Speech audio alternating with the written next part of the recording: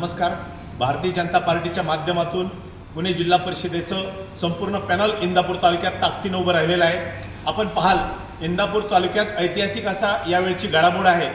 गेली 40 वर्ष आजी माजी आमदार आणि आजी माजी मंत्री म्हणून काम केलेले दोघेही नेते एकत्र आलेत आणि एकीकडे नेत्यांचं पॅनल आणि दुसरीकडे कार्यकर्त्यांचं भारतीय जनता पार्टीचं पॅनल उभं आहे. आपण बघाल, भिगवण शेटपळगडे गट हा अतिशय महत्त्वाचा आहे. या गटामध्ये भारतीय जनता पार्टीच्या वतीने जिल्हा परिषदेचे उमेदवार सौ कोमल हरिश्चंद्र बंडगर आपल्या नशीब आजमावत आहेत. हे नशीब तुमच्या आमच्यासाठी आजमावत आहेत, पक्षासाठी नव्हे तर इथल्या भागाच्या विकासासाठी.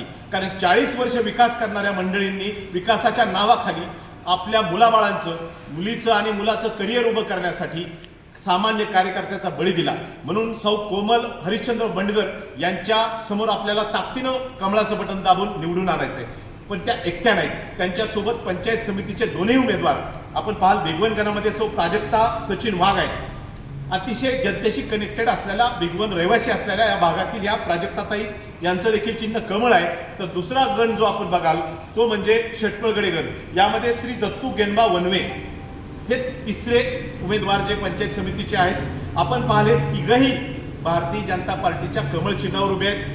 आपल्याला कमळासमोर बटन दाबण्याच्या अगोदर हा विचार करायचा आहे की 40 वर्ष आपण बाकीची चिन्ह वापरली, घड्याळ वापरला, पंजा वापरला, स्थानिक आघाड्या केल्या, परंतु इंदापूर तालुक्याचा विकास झाला नाही. फक्त या दोन नेत्यांनी स्वतःचा विकास केला. आता त्यांना त्यांच्या मुलीचा आणि मुलाचा विकास करायचा आहे. माझी नम्र विनंती आहे, भिगवण शेटपळगडे परिसरातील प्रत्येक गावातल्या सामान्य नागरिकाला, माझ्या बंधू आणि भगिनींना, मतदार बंधू भगिनींनो, विचार करा. एक वेळ तुम्ही संधी द्या. पुणे जिल्ह्यामध्ये यावेळी कमळ फुलणार आहे. कारण देशामध्ये मोदीजींचं राज्य आहे.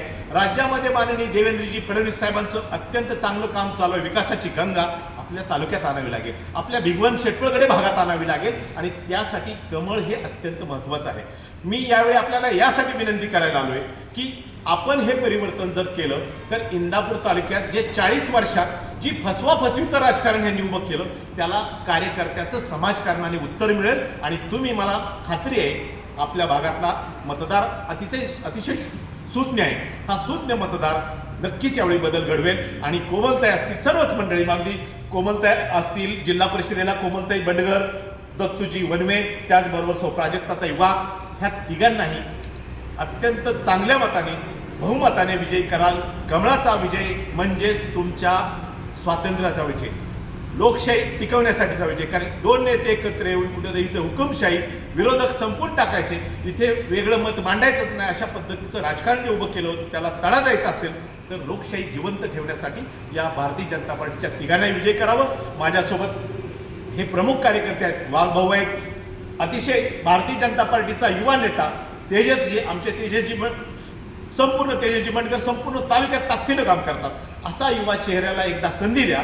मी निश्चितपणे तुम्हाला खात्री देतो की या भागातलं परिवर्तन तुमच्या हक्काचा 24/7 असणारा हा कार्यकर्ता, हे सर्व कार्यकर्ते आपल्या सेवेसाठी सादर होतील, हजर होतील. एवढंच बोलतो. कमळाला विजयी करावं. 7 तारखेला सकाळी 7 पासून संध्याकाळपर्यंत मतदान करावं आणि भारतीय जनता पार्टीला विजयी करावं. धन्यवाद. जय हिंद, जय महाराष्ट्र.